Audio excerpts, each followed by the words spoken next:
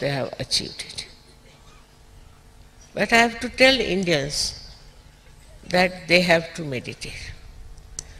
Indians have one or two very bad qualities, and that is one of them is groupism. For example, if they are Brahmins, they will sit together. If they are Kayasthas, they will sit together. If they are Baniyas, they will sit together. If that is not so, then by another name they will group together.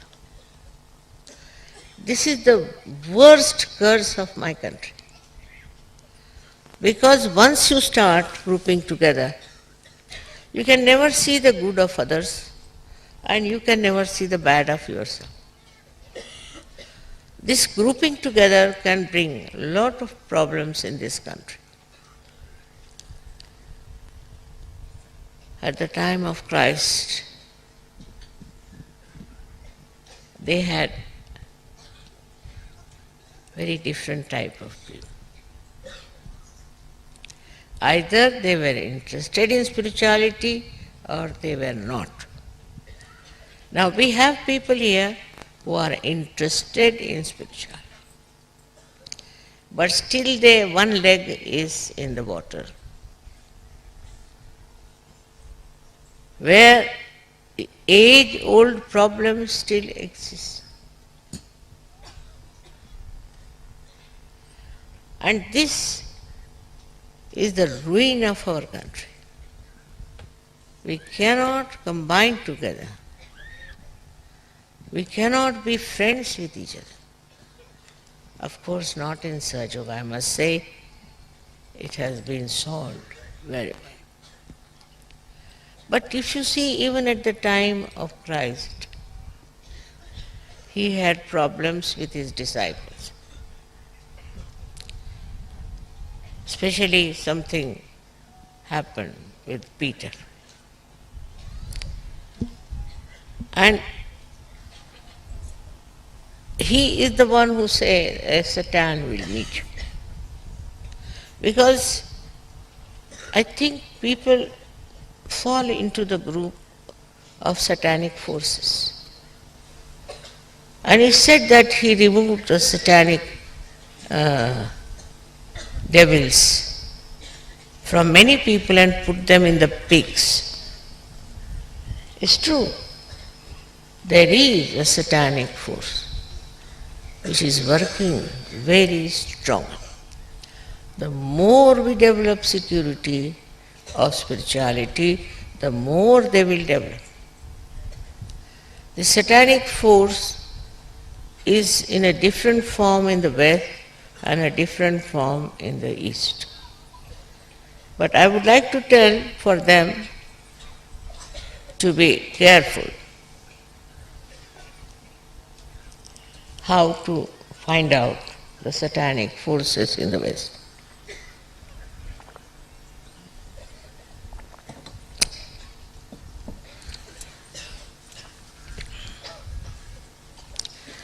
You may not be affected by that because you are realized souls, but you will have to fight it. You will have to fight it. For example, racialism. Racialism is still very powerful there, very, very powerful. And you have to fight racialism through marrying people who belong to other races. But still I find difficult to marry a black person to a white person. It's an impossible situation. If I try that, I don't know what happens. Once we had such a marriage, I must tell you. And a white lady, French lady, was married to a black man. Instead of the French lady dominating, this black man dominated. So I was quite surprised, how could that be?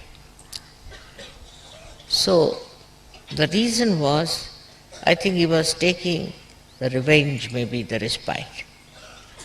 So first of all, tremendous love and affection has to grow between the people. This color is so skin deep. It has nothing to do with the love inside. Nothing. It's so skin deep. Thank God in our country you can have a wife who will be very dark, husband will be very fair, or the vice versa. But they never look at that from that angle. I don't think that exists in this country. But we have another kind. See, just the typical human problem is that he discriminates through ego, which I must say Christ has tried to fight your ego. He was born in a very humble family. And he was not a white-skinned man, no. In your language he was brown, but in Indian language he was black.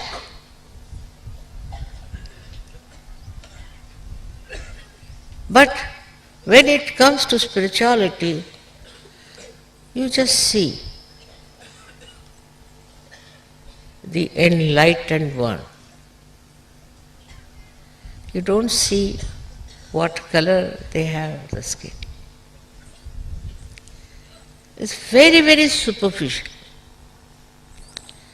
But this is one of the enemies of the Western life, I think, which must be conquered. Materialism is another one. But the worst of all, which is against Christ, is immorality. Immorality is so much accepted in the West. All kinds of immoral behavior is accepted. Like they say that all these immoral people say vote for somebody, he becomes the President of America. Then it's all right, doesn't matter. All kinds of immorality is allowed. But that is absolutely against Christ. Absolutely. People don't understand that immorality will lead them to a kingdom which I don't know what to call, because it's even worse than animal kingdom. And they are so immoral. They listen to people like Freud as if they have no brains. They have no spirit to take note of such a man. Only after Sahaja Yoga, model of Christ's life, you can have. Whatever is past is over and finished. Today now you are realized souls, and morality is your strength.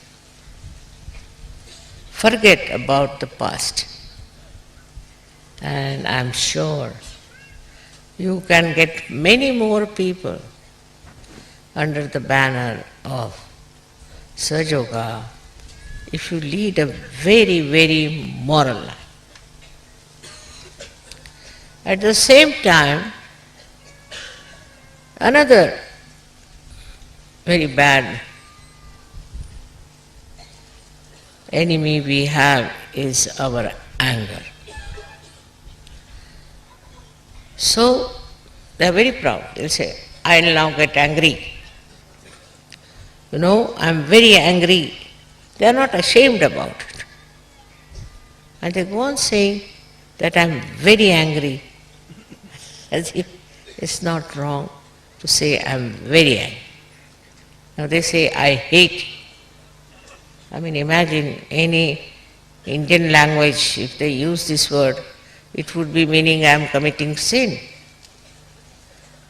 So all this aggressiveness comes from anger. If somebody has to be angry, he should be angry with himself. Best is to get rid of anger. You can pull your hair, you can bite yourself, you can use your pillow to hit yourself. That may be the best way of taking out your anger. But see, for what are you angry? Sometimes it's absolutely useless. Sometimes it has no meaning. Sometimes it's absolutely maddening, stupid.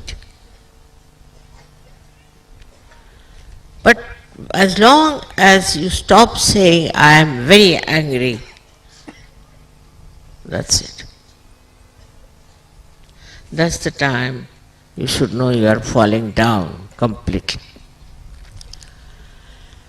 So, Christ didn't talk of all the subtle things I have been talking to you because that was left to me. Without realization, how can you talk about subtler things? You cannot. Last time I told you about the vibrations. What is it? What does it stand for? And how you get the subtle energy which we call as Tanmatra of our light, Tejas, of water, Jal and Prithvi, Agni. But I didn't tell you of one, very special one, which is, in English language, you call it ether. But ether is the energy which is managed by another Tanmatra, we call it Akash. Especially today, because it is Christ who has sacrificed his life to open our Agya Chakra, that we have reached that state of Akash.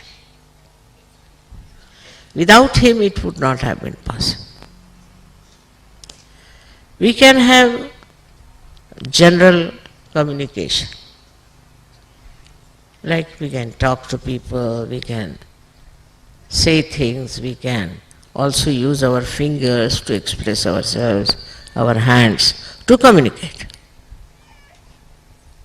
But to communicate vibrations, you have to have vibrations. Otherwise you cannot feel another person.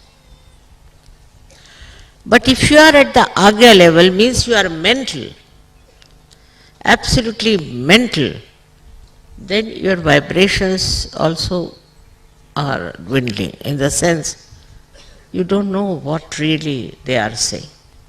You can't judge your vibrations because these vibrations are mental.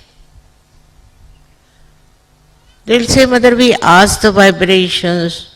I said, really? But you don't have any vibrations, how can I ask the vibration?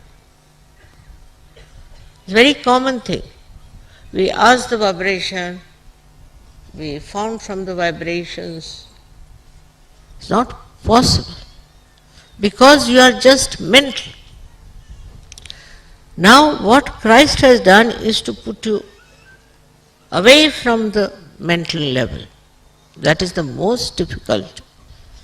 While I am surprised, those who follow Christianity have the worst mental position. They are mentally absolutely there, like, I don't know what to call, like the fog of Delhi.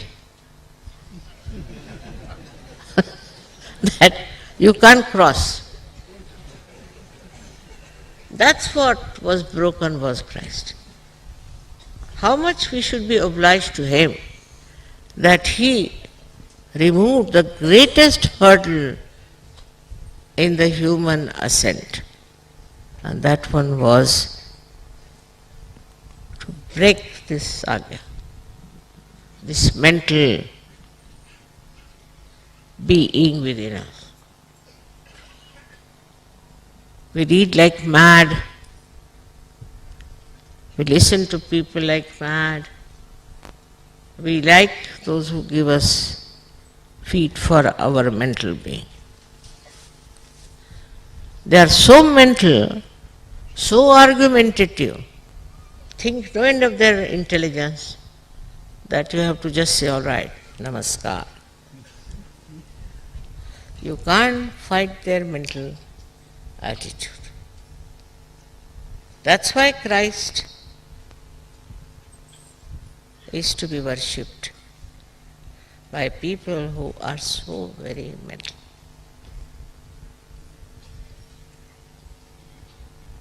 And this mental nonsense has given such a sense of superiority to people. Oh, whatever we do, what's wrong? What's wrong? They cannot correct themselves. Because unless until you cross this limit of mental being, you cannot see yourself. You cannot introspect. You cannot see yourself. You will see others.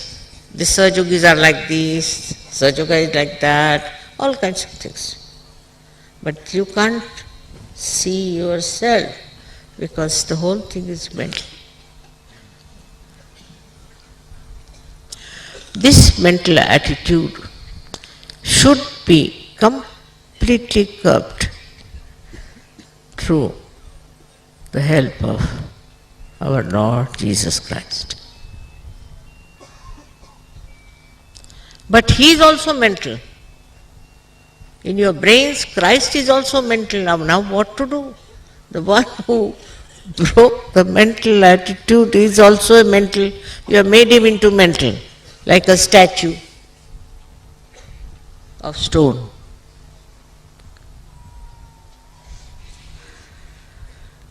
So firstly, we have to tell ourselves, now don't think, don't think, don't think, don't think, 4 times.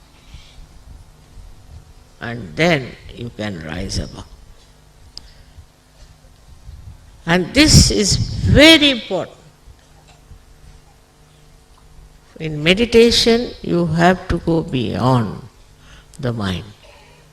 And thanks to Christ that He is sitting at the Agya to finish off this nonsense of mental being.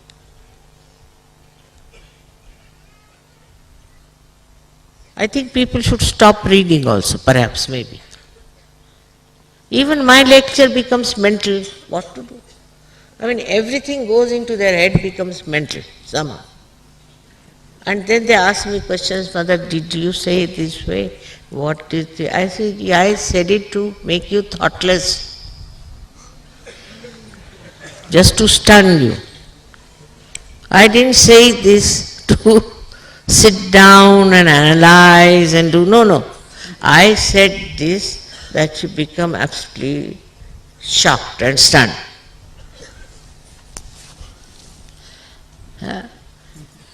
So, the best thing for all of you is to become thoughtless. That's the blessing of Christ. That's what He worked it out for. And I'm sure, if you work it out, that don't pay attention to others. Don't react. Just don't react. Everything they will see, they'll react. What is the need? What is the use? What are you going to do with that reaction?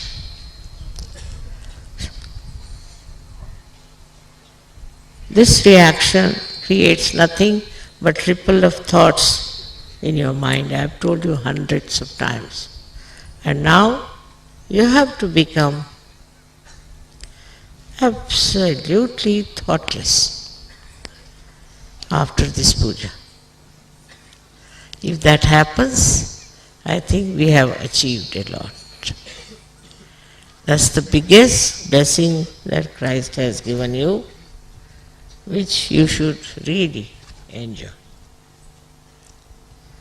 Then only this Akash Tattva in you will work. And how it works? Through your attention. It works with me, as you know. With my attention I work out many things. How? Just my attention has become thoughtless. Just thoughtless. It goes wherever it goes, it works. But if you put your attention for thought all the time, for thinking, then it doesn't do the work that it is supposed to do. Attention works marvelously if you are thoughtless, otherwise it does. So it has to rise from your own self, then from others, to the higher level of humanity, where you are in communication with the sky, which we can call it as the Tanmatra, or the essential or the essence of ether. With ether you can have television, you can have telephone, it's a miracle otherwise. But with this Tanmatra, sitting down here, you can do the job. It works. Just attention works. I know that. You also know very well. But you don't have to ask me to put the attention. You just put the attention and it will work. It's a very important thing that you have got. I think that is the first thing. Once you have, no problem. But we start manifesting from the earth element, then from the Agni element, then from the Jala element, and then we come to Tejas. The face starts shining. But lastly we get this thoughtless awareness by which our attention is absolutely free to do some special work. But if you are all the time thinking, then poor this attention is so busy, so very busy. You don't have to ask me then, Mother, please pay attention. You can pay attention and you can work it out.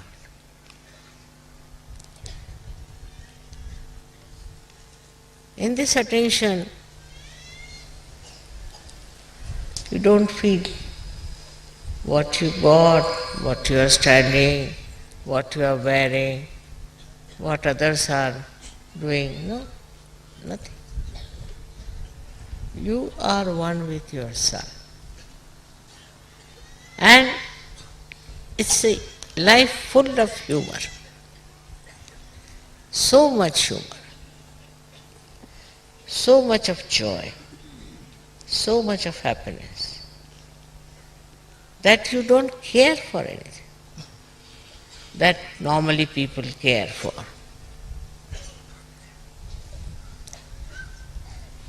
So, as it is now, Sahaja Yoga has worked in so many countries. I am so very proud of you, very, very proud. And now it is also going to African countries. It's a very great satisfaction for me. And you all can do it. You all can work it out. Only thing, become thoughtlessly aware as the blessing of Christ. If it works, you will be absolutely enjoying yourself. May God bless you.